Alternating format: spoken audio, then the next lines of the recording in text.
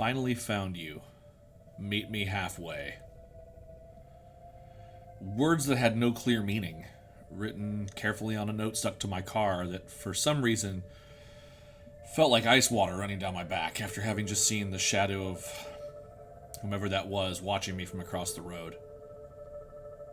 Maybe it was everything Victoria Chatham had told me on the phone, the weird legend of something called Cantor and a person with a melting face that, according to local legend, lived in the woods around these parts. Maybe it was just being in a little motel in the middle of nowhere. Maybe it was being in a little motel in the middle of nowhere where my dad had recently gone missing. I didn't know how long I'd been asleep by the window, and the curtains were barely parted as I sat there in the dark. I supposed it was possible that whomever had left the note could have seen me sitting there, but it would have depended on the moonlight, how close they were to the motel itself. Judging from the light outside, it was now just before dawn, with a dull orange-gray slowly crawling over the road outside. Hugh didn't even know for sure where I was headed, just that I was loosely following Dad's map to where their encounter with Tanner Parsons had happened.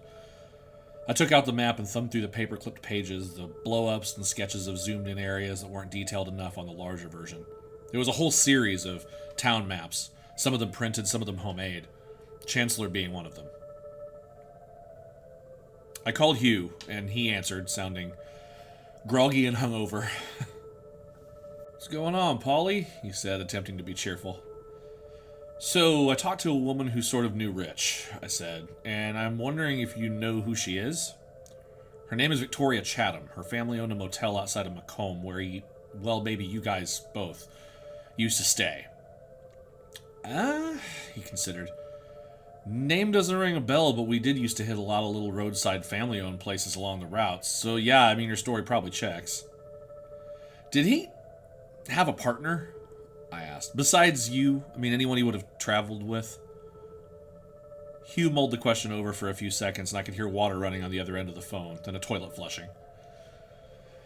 "It's possible. I mean, we'd both be working on our own projects. Sometimes we'd cross paths, get to work together for a bit, then not again for a while." Could that explain the Trap Street thing? I wondered out loud. Maybe he was working with someone he thought was going to rip him off? "I mean, it's possible," Hugh laughed. "The underworld of cartography, right?" I told him I'd check in after a few days, come home, and we could plow through some of Rich's notes over beers, and then I let him go. I checked out of the motel and got a cup of coffee from the motel office, then packed up my stuff. I decided the best course of action might be to see Chancellor for myself, especially since Victoria had pointed me in that direction. Before I hit the road, I sent Victoria a text message that said, "Good morning, it's Paul Harmon. Coming to Chancellor. Anything of interest I should check out?" "Hey, a driving tour," she sent back. "What are you looking for?" "Found you," I thought absently. "Not sure yet," I replied. "Probably breakfast for starters." "Meet me at the Gold Star Diner, main road through town if you're coming from 67, she said back. "I'll give you the grand tour." The Gold Star Diner. One of the numbers listed in my dad's notes as an emergency contact. I couldn't imagine that Victoria knew that, but at the same time, she did claim to know my dad from years before. My stomach felt a little twitchy, a little sick, as I loaded my stuff back into the car. I left a note in the motel office for the owner to extend my stay for a few more days, figuring it might be a good idea to have a home base. I didn't know for sure what I was heading into as far as Chancellor was concerned, and I could always cancel if need be. It was overcast, but there were sudden flares of bright sunlight as I cruised down the highway through the rest of Swan Creek, the gas station from the night before, a small, boxy-looking community center attached to an even smaller Methodist church, a smattering of houses down short, narrow streets. I plugged my phone into my car charger and glanced at the map on my seat. Chancellor was only 20 or so miles ahead, and they went by quickly, the radio playing low as I ate up the blacktop. Started drizzling a few minutes outside of town, and I hit my wipers just in time to see Chancellor, population 4,100, go by on a weather-worn metal sign. As small cities went, I had to say Chancellor was fairly charming from the second the proudly kept but tired little homes started popping up on either side of the highway. And in a moment, I was on the main street that ran uninterrupted north and south. A few blocks ahead was a small but bustling downtown and central business district. I dropped my speed back as I passed an auto body shop, a bank, a flower shop that butted up against a big hardware store, a bar and grill called Toasters, and numerous other small businesses introducing me to the downtown proper. There were a few dozen parking spots along the string of storefronts, and I realized how hungry I was when I saw the Gold Star, advertising lunch specials and hot coffee. I could smell bacon frying alongside fresh cinnamon rolls from outside, which made my stomach go from irritated to interested. I parked and went in. It was barely 7 in the morning, but the place was mostly full. Little clusters of farmers or old-timers gathered together drinking coffee, a few older couples, and some tired-looking younger people digging into plates of eggs and toast. I took a seat at the counter, and the fresh-faced young woman wearing a checkered apron and holding a coffee pot smiled and pointed at it. I nodded yes, and she nodded in return, setting a ceramic cup in front of me and filling it. The taste and heat of it warmed me and woke me up. I took out my dad's notebook, that last one. I'd been carrying it with me, trying to chain together what he'd been working up to in the days before whatever happened, trying to figure out any connections I could see between the little notes and strings of numbers, but there was nothing that made any sense, and there was one page with Chancellor written in thick marker at the top. He'd turned the notebook sideways so he had a wider piece of real estate to write on, and there were a series of small sketches of the town, streets and squares for buildings. A voice at my side made me start as I sipped my coffee. Paul? She was probably my age, late 30s, early 40s, with dark red hair pulled up in a ponytail and a bright smile. Victoria? I smiled, and she sat down next to me. Thank you for meeting me like this. I realize the circumstances are really unusual. Can I buy you breakfast? She said yes to coffee, and the woman at the cash register waved at her. Chancellor seemed like the kind of town where, cliches aside, everyone really kind of did know everyone else. No, she replied. Your message was interesting. I almost didn't want to be so forward as to agree to meet you, but I don't know, I guess our conversation stuck with me. It made me think about my mom and when I was a kid. I'd had a couple of glasses of wine and I was feeling sentimental too. I'm sorry if I dredged up anything, I replied. Oh no, she laughed. She's still alive. It's all good. I was just... Anyway, your dad. We knew a lot of the regulars that came through, mainly because most of the time no one came out our way that wasn't on business of some kind. How is he, anyway? I'm sure he wouldn't remember me or anything, but it's a wild coincidence. I replied, my dad is missing. That's why I'm out here. Oh, God, she said, looking for all the world like she'd really stepped in it as my breakfast arrived. Jesus, I feel so stupid. I'm sorry, I didn't... No, it's okay, I said quickly. And thank you, I appreciate that. The whole thing is... Listen, did you...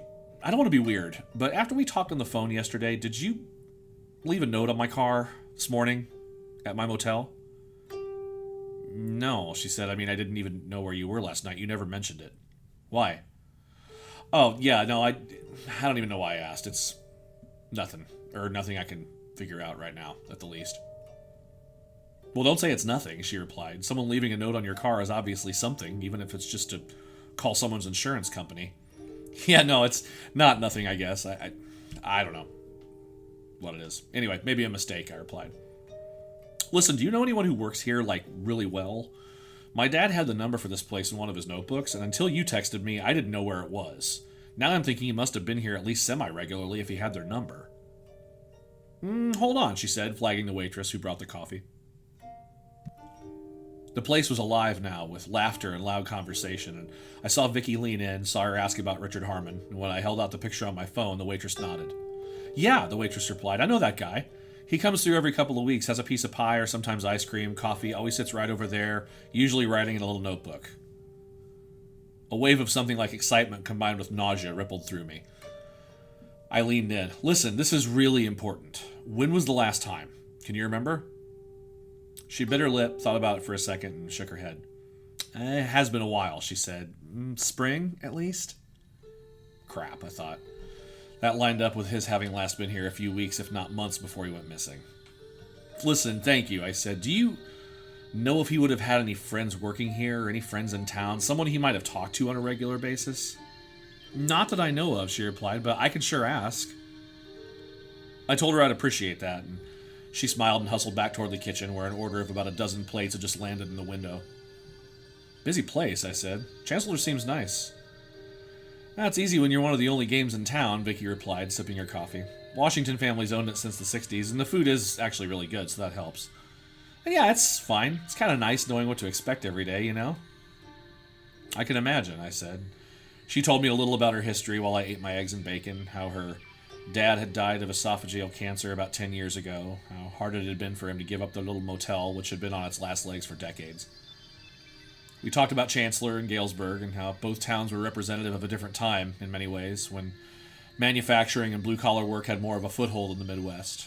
How hard it was to watch things just slow to a stop in those places that had meant so much to us, that had seemed so big when we were kids. I graduated in 97, she said, and it makes me feel like my mom to say it's a different world now, but it is. I mean, I guess every generation says that, right? There's a lot of meth, a lot of unemployment here since the factory went out. Petty crime in a town of 3,000, 4,000 people is kind of a big deal, especially when it's never really been a thing, you know? There are parts of this town I just kind of don't recognize anymore. I get you, I told her.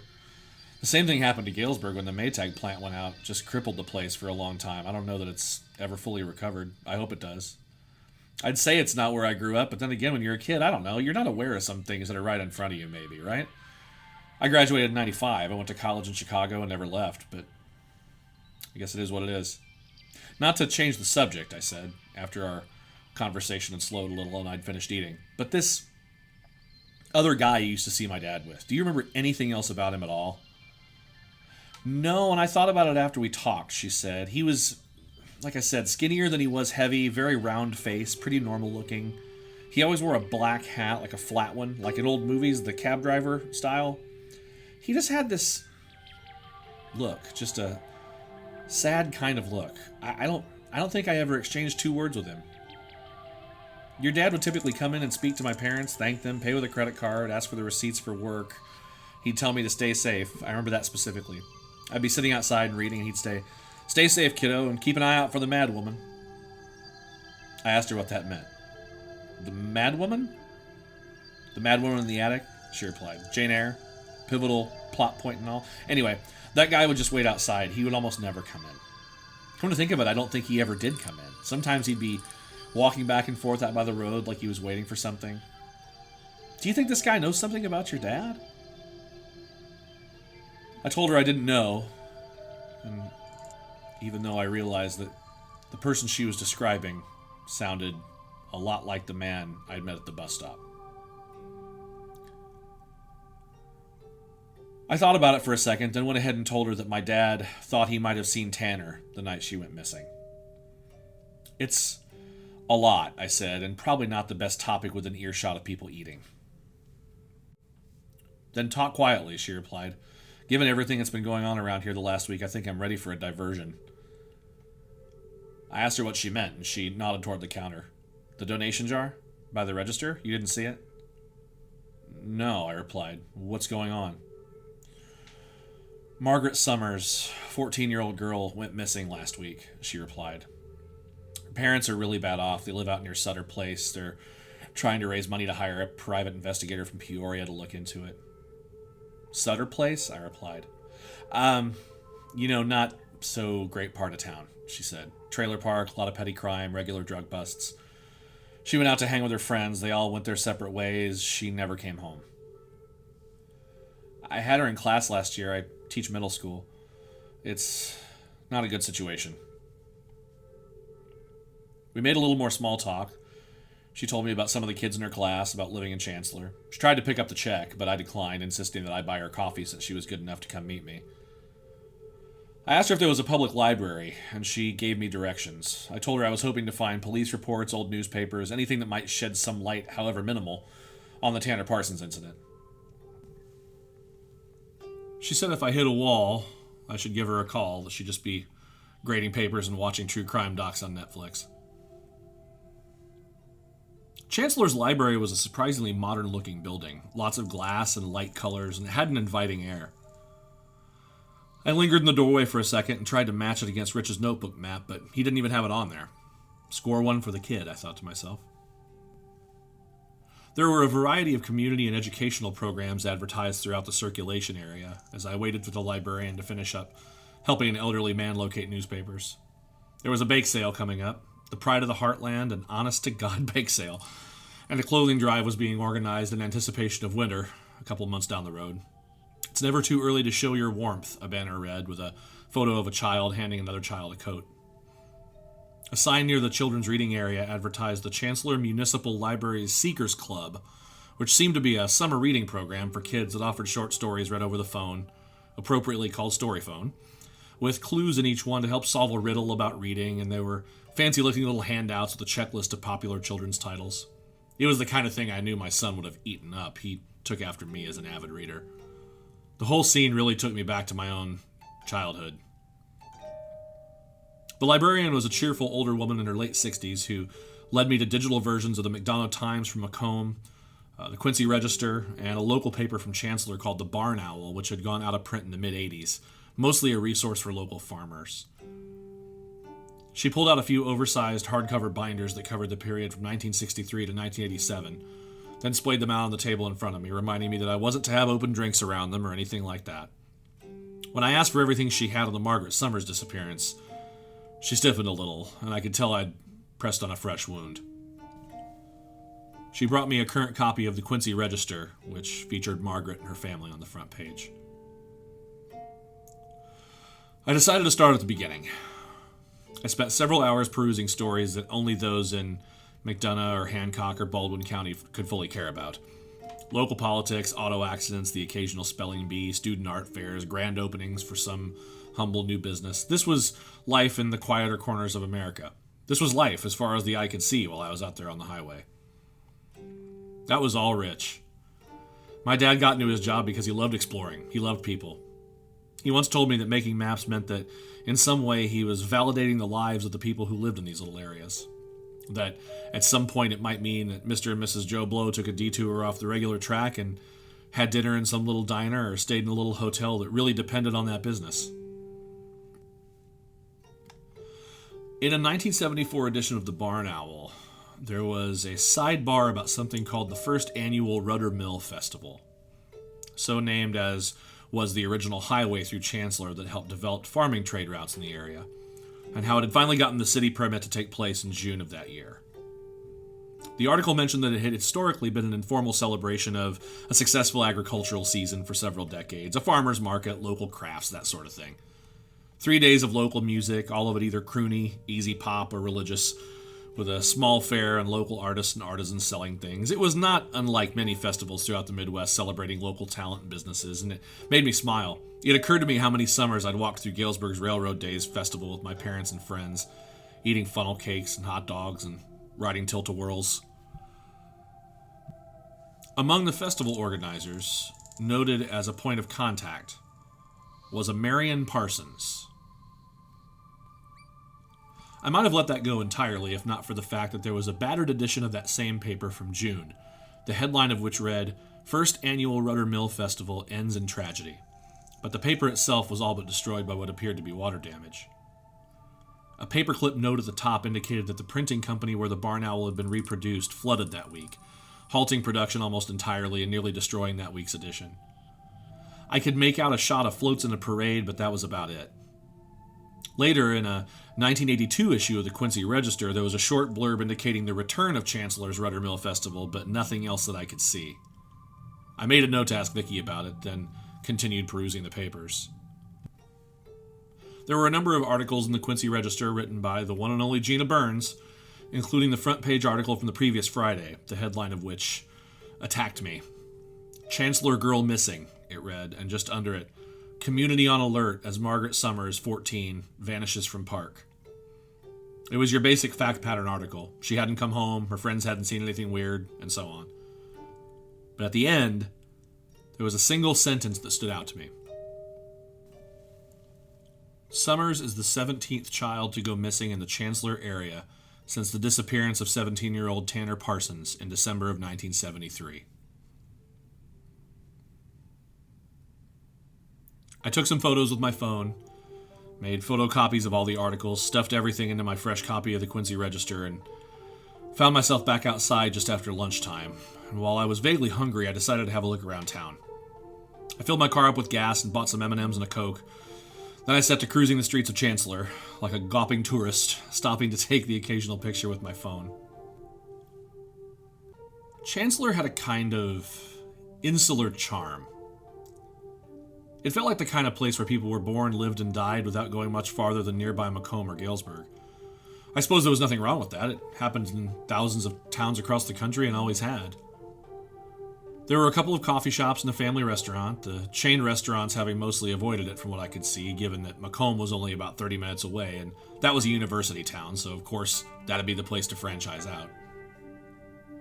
The downtown area was surprisingly vibrant.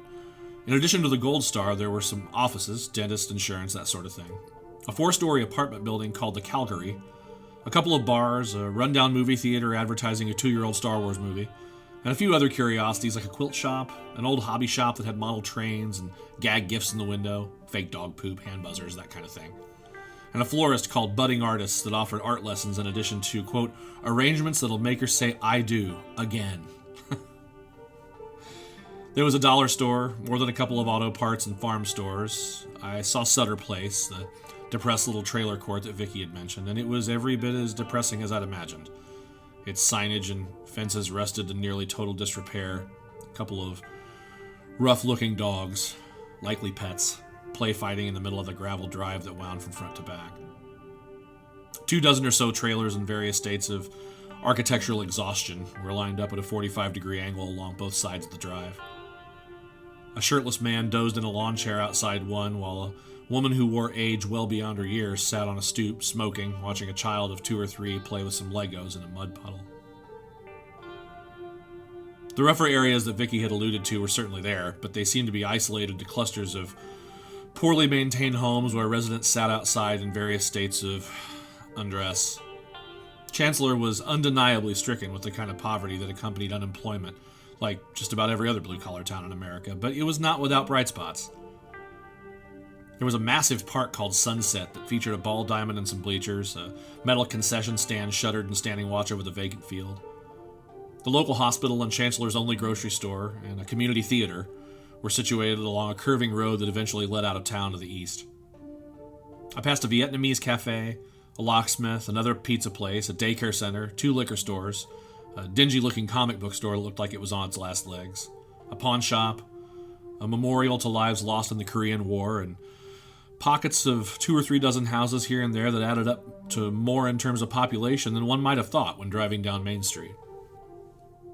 I passed Chancellor's only primary school, a single building split into elementary and secondary wings, and I found the site of the former First Congregational Church of God, which was little more than an empty lot in front of a small cemetery, a memorial plaque sitting near the road where a driveway had once been, commemorating lives lost in a fire back in 1984. I pulled my car along the shoulder of the highway and parked. Outside it was growing overcast and it was weirdly chilly. There was that fresh smell that rolls through the Midwestern air just before rain comes, and I stood outside my car, breathing in deeply. I loved that storm smell, and you didn't get it anywhere but the Midwest. I read over the plaque, then walked across the open space where the church had been. The cemetery was entirely unassuming, a little drab, even, with just a few dozen basic headstones. Chancellor was surrounded by fields. It was farm country after all, but throughout the landscape there were patches of forest, dense woods that sometimes only reached a few acres, though some took over a half-mile or so before relenting to the expansive plains. There was a patch of such forest at the edge of the graveyard, effectively marking a city limit to the west, and a few of the trees at the edge of the tree line were bent, dead, and in some cases seemed to bear the scars of having been burned. I approached the tree line, a little awestruck by the sight of it, like something you'd find in National Geographic. The fire must have carried into the woods to a certain point, and I was only 20 or so feet into the burned-out scrub when I saw something I honestly wish I hadn't seen. Because I can't get it out of my head now when I just try to wipe my brain clean. And I wonder what would have happened if I hadn't seen it. On one of the trees that lay bent across the path, effectively blocking any further passage, there was a symbol similar to the one in my dad's notes, carved roughly into the scorched bark. I froze. I had the distinct feeling that someone was watching me, even though just a few steps behind me it was a bright afternoon and I was, in essence, surrounded by people going about their business in the community. I snapped a quick picture with my phone, then dashed out of the brush and hurried toward my car. I reached the car and had to steady myself. There was I don't even know if I can call it a sound, exactly. More of an inexplicable frequency in the air that caused me to feel a little disoriented for a second. It subsided quickly, but it didn't completely go away. It reminded me a little of the tornado siren drills that would go off every Tuesday morning when I was a kid. You'd be sitting in class and that wail would just bore into your head, immediately make your pulse quicken. But that was a loud, specific noise. This was more of a sickening feeling I can't quite describe, but through sound. Then it was gone.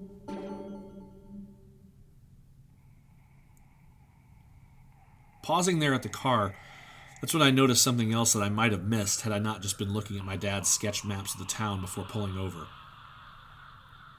His maps of Chancellor and nearby Desmond had several short avenues here and there, typically on the outskirts of the towns near highways, that had been circled in red pen. But standing there near the little cemetery and staring out at the highway in front of me, I realized that one of the streets on the map that was circled should have been perpendicular to where I was. There was nothing there. My dad's trap streets had struck again. But why? I counted 8 of them in Chancellor that he'd circled, and 5 of them in nearby Desmond. Short, maybe block-long streets that, if the current example is anything to go by, didn't actually exist. There was a little Italian restaurant called Arturo's not too far from the library, and it was just shy of dinner time, so I went in and asked for a booth. I texted Vicky to see if she wanted pizza, as a tired-looking waitress with a soft smile took my order. I went for a beer and a medium sausage and pepperoni, then opened up the notebooks to the little map of the town. I couldn't shake the feeling that I was just running in circles to a certain extent. I opened the file folder of the photocopies I'd made and paged through them slowly, sipping my beer, looking for connections. Besides the article I'd found back at the Andrea Motel, among my dad's things that reported the initial disappearance of Tanner Parsons, there was little else about her in the local papers from that time, aside from a couple of sidebar updates regarding the lack of information or leads. I remember I'd been in grade school when Johnny Gosh had gone missing from his paper route in Des Moines, Iowa, the infamous case that led to kids' faces on milk cartons. Had Tanner Parsons been at my childhood breakfast table at some point? Or did her family just stop looking after a time? And then there was Marion Parsons, one of the festival organizers I'd read about. What were the odds that she wasn't related? Or was she still around?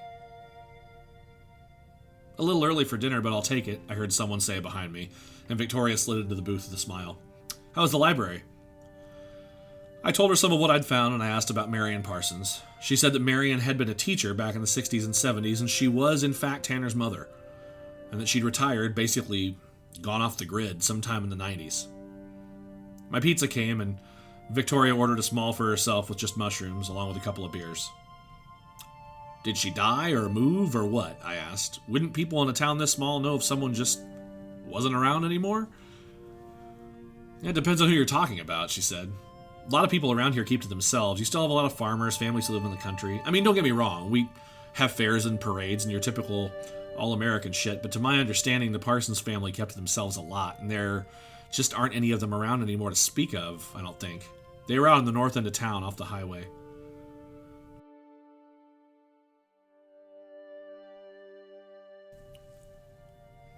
When the waitress returned with our pizzas, Victoria asked her about Marion Parsons.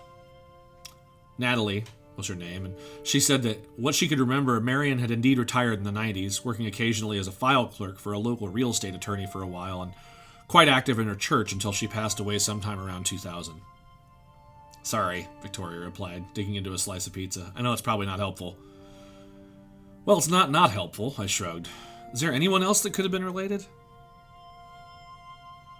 Victoria chewed and thought for a few seconds, then stopped and tapped the table with her finger. There was a cousin. Marion's cousin? I replied. No, Tanner's cousin, Victoria said. Marion's sister, I forget her name, Tanner's aunt. She'd moved a long time ago out of the area, down south of Springfield, but she had a son.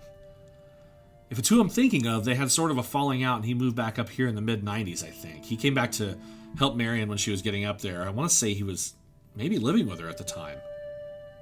Is he still here? I asked, and I felt a bit of guilt for sounding so excited. If it's who I'm thinking of, she said, and it may not be, fair warning. I remember he had a house on Callender Road, I think, not that far from here, back toward the highway.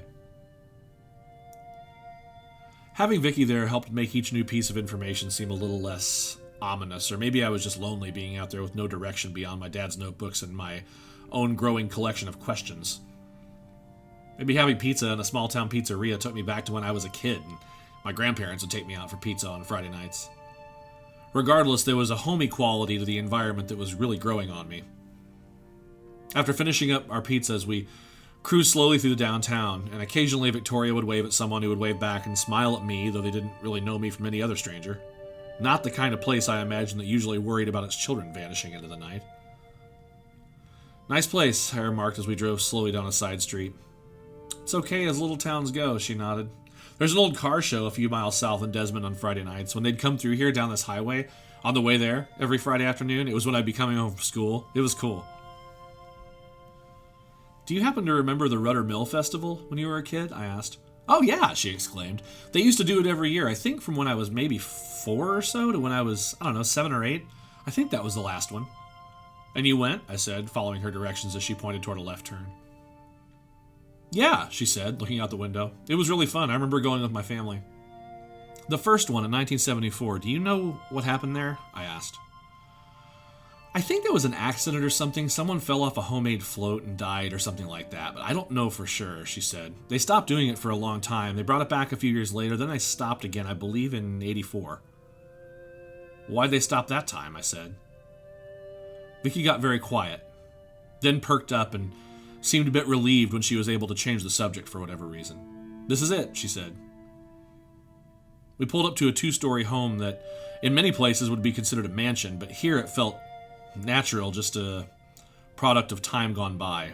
It needed a paint job desperately, but it was nicely maintained otherwise, and there was an older guy in the yard yanking weeds from the growth encroaching on a wide wraparound porch that led out of sight behind the house. He was a little overweight, but carried it okay under a pair of overalls, a patchy beard, and a ball cap, and when we got out, he looked a bit puzzled, but smiled in spite of it, introducing himself as Vangelis Evans. You can call me Van, he added. We introduced ourselves, and when Victoria introduced herself as Janet Chatham's daughter, he beamed. Sure, he nodded. Janet's a sweet lady. Yeah, I'm the one who's not from around here, I smiled, though I'm originally from Galesburg. Sure, been out that way many times, Van replied. I used to be with the Burlington Northern, took my pension and decided to board up the doors here a few years back. Can I help you folks with something? I explained that we were looking for my dad, as well as some information on Marion and Tanner Parsons, and at the mention of his aunt and cousin, he pursed his lips and looked regretful. Mary's been gone about 30 years now, he sighed. And Tanner's been gone for a lot longer, I replied. Yeah, he nodded. Yeah, she has. You know, I still dream about her sometimes. Used to play together when we were kids, at least till my mom and I moved away. Other night, I dreamed she called me and we were watching that show Weeds together. You ever watch that? That Parker woman, good lord. I wish they'd bring a film crew with her out here instead of that crazy thing they had.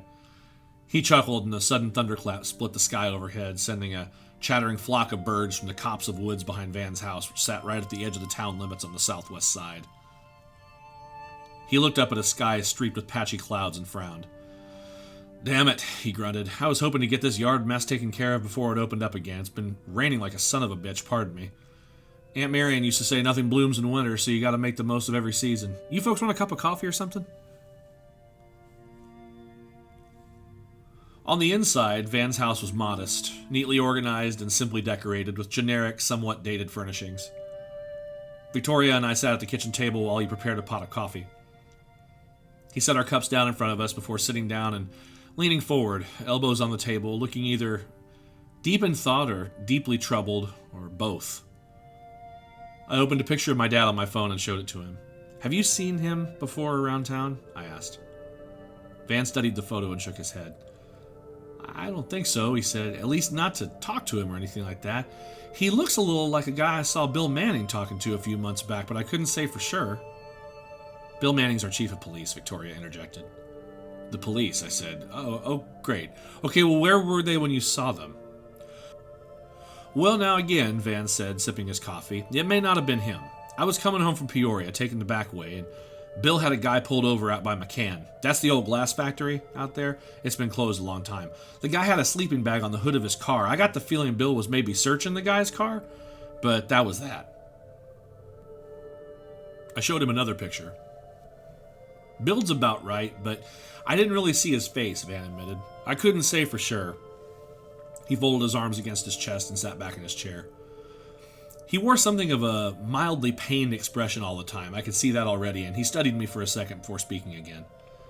If you don't mind my asking, did your dad do something to get in trouble with the police? Something? I'm not sure, I replied, and it was the truth. I hesitated before continuing and caught Victoria giving me a subtle, sideways look. I think my dad was looking into what happened with Tanner when he disappeared.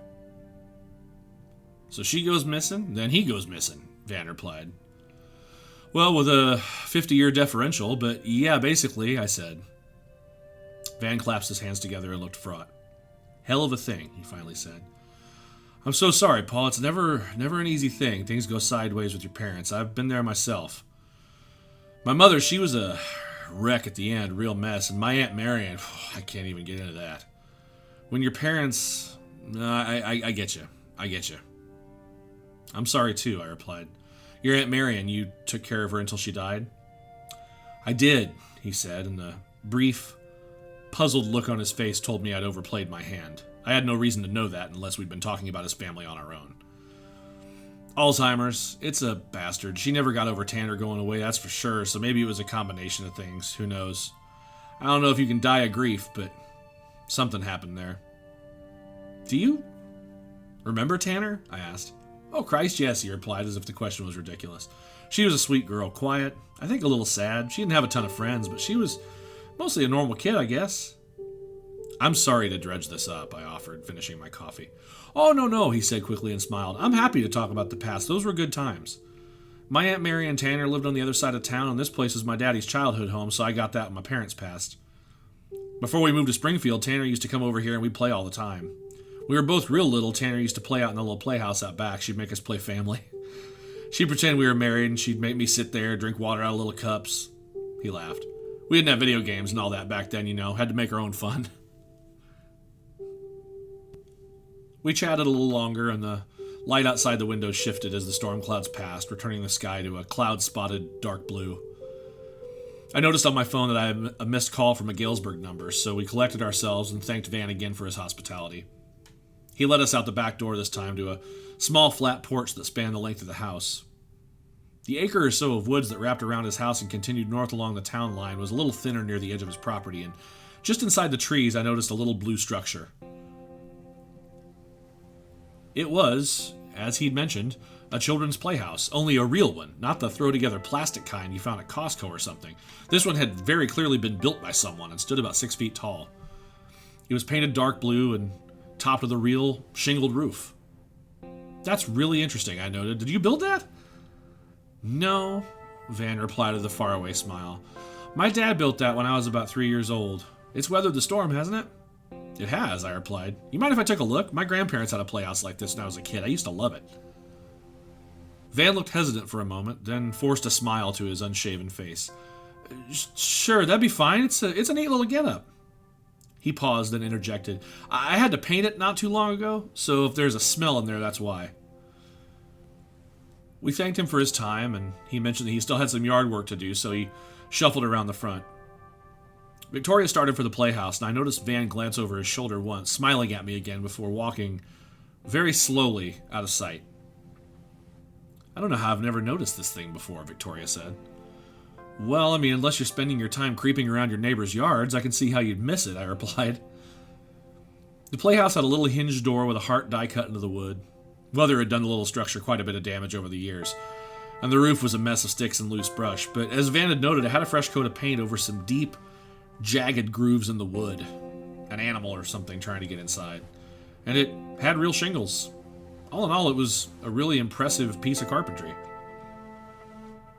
I managed to squeeze myself in by crouching, though it wasn't comfortable. Inside, it was mostly empty, unless you counted some leaves and a lot of dust.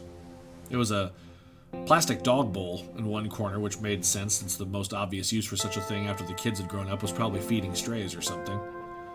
I'd always wanted a tree house when I was a kid, but we didn't really have the trees for it, and at the time, as long as I had Legend of Zelda, I hadn't really pined for it or anything, but the idea of such a thing was really cool in a nostalgic sort of way. Crouched inside the musty little box, I missed my son so much it made my chest hurt. "Paul," Victoria whispered, and I turned to see that she'd followed me in just a step or two. She frowned at the sight of a small transistor radio, one of those old pocket types, heavily duct-taped to the inside wall of the thing just near the door. "What's this about?" "Didn't you used to carry a radio around when you were a kid so we could listen to music, ball games, stuff like that?" I said. She reached up and clicked the dial, and it squawked to life with a sudden, tinny burst of static. We both started, and she clicked it off quickly, scooting backwards and quickly moving away from the playhouse. "What's wrong?" I said, following her out and taking a couple of pictures on my phone. "Victoria, if they used it as kids, why does that still work?" she said quietly as Van came into view, rake in hand, tilling some ground around the edges of his flower bed. He stood up at attention when he saw us appear from the back. "Nice meeting you, Paul," he called and waved at Victoria, who waved back. Back in the car, I pulled away and headed back the way we came. "Well, that was interesting," I sighed, but it didn't offer much by way of clarity. "What were you hoping for?" Vicky replied. I pulled the car over. It's hard to say now if it was caution or pride or what, but I was hesitant to involve too many people in my search for my dad. I know that sounds sort of counterintuitive, that I probably should have been posting my own flyers all over the place, but nothing about his disappearance seemed remotely normal to me, and I didn't really know much about where I was in the whole thing. But I needed to trust someone. You understand that now? I needed to trust someone, so I proceeded to tell her everything. My dad's files, the symbols and sketches in his notebooks, the symbol cut into the tree at the edge of town, Tanner, and the night my dad and Hugh found her. How they found her. Vicky listened patiently, her eyes occasionally widening but remaining calm for the most part. When I finished, I took a deep breath, feeling as though I just confessed to a crime. "Okay," Vicky said finally. Okay, let's slow this down." She sat back in the seat and I could see her wheels turning. Then she shook her head. "First things first, what made you decide that this mystery girl your dad and his friend found was Tanner?" "Her pictures in the local papers at the time match a photo my dad posted on a homemade missing flyer," I said, "and they look like his sketches. I think he's lived with this for a long time and couldn't take not knowing what happened to her. I think that's why he was out here, and he left me a note that suggested he had, or thought he had, killed someone. But that doesn't account for the rest of your dad's sketches, his notes, all of that," she said. "And if there was a missing flyer, doesn't it stand to reason that your dad thought she was still alive? Or he was hoping so, even though no one around here believes that, I'd guess? I mean, I hadn't thought about Tanner Parsons for 20 years until I saw your post. It's part of history here, but it's not something people go around thinking a lot about." Vicky paused. "I'm sorry to say this, Paul, but could it just be that your dad felt guilty? That deep down he thought he did what he did and was just trying to resolve it as best he could because he had time on his hands?" My phone rang before I could respond, and the number was that of my dad's attorney. He'd left a few messages for me in the last couple of weeks, but I hadn't immediately recognized the number until I listened to the voicemails. Calling him back had slipped my mind. I answered, we exchanged pleasantries, and he told me he was sorry to call so late in the day, but my dad's copy of the house paperwork was ready to pick up whenever it was convenient. I told him that Dad was missing, gave him the basics, someone who had slipped through the cracks in my list of calls made during those first few days, and he was apologetic for even calling. He told me there was no rush, that he'd had the keys and a copy of the paperwork sent to the house as a courtesy. I said that I wouldn't be back to my dad's house in Galesburg for a few days, and he paused. He said he wasn't talking about the Galesburg house. He was talking about the house in Chancellor that my dad had purchased, and that there was some confusion regarding the paperwork with the bank, but it was resolved now. What house in Chancellor? I asked. He gave me the info, said that the paperwork and keys should have been delivered there a few days before, and if I needed anything else, to let him know. He said he'd pray for my dad's safe return, and we hung up. What is it? Vicky said. You look sick. Can you show me where 535 Rudder Mill Road is? I asked. Yeah, she hesitated. Why? Because, I replied, my dad bought it. Paul, Vicky said, that was the Parsons house.